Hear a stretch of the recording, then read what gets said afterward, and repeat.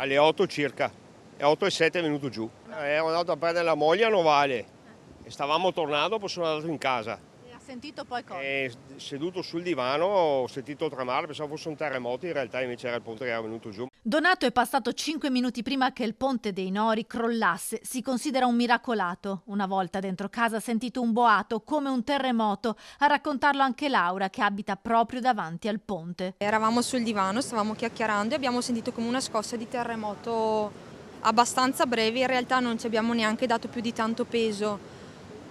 Da lì a poco abbiamo iniziato a sentire le macchine che inchiodavano, suonavano il clacson e gente che gridava in strada, e che ci siamo allarmati, ci siamo affacciati da quella finestra lì, insomma, perché comunque vediamo. E mio marito mi ha chiamato, mi fa: Laura, vieni a vedere, è crollato il ponte. I cittadini di Valdagno guardano attoniti la voragine che si è aperta sul ponte che porta al centro cittadino. Sotto il torrente Agno, ai massimi livelli, ancora impetuoso. Poteva accadere a chiunque perché è molto trafficato come tratto. Le telecamere di videosorveglianza cittadina hanno ripreso il momento in cui l'auto di Leone e Francesco Nardon viene inghiottita dal crollo dell'asfalto. I soccorritori li hanno cercati fin da subito. Erano fermi in prossimità lì dove appunto è caduta l'asfalto, la voragine e niente, sono stati inghiottiti successivamente che erano saliti in macchina, sono stati inghiottiti appunto dalla frana che si è allargata praticamente e ha coinvolto appunto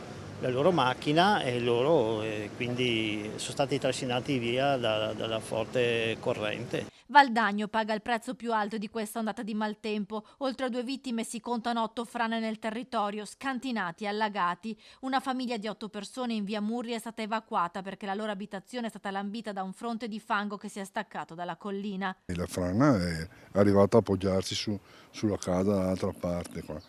E, diciamo così, il pericolo c'era, esiste, adesso ci sono i geologi che stanno valutando sopra qua il monte e se la situazione potrebbe peggiorare magari in questi giorni, perché mettono brutto tempo ancora.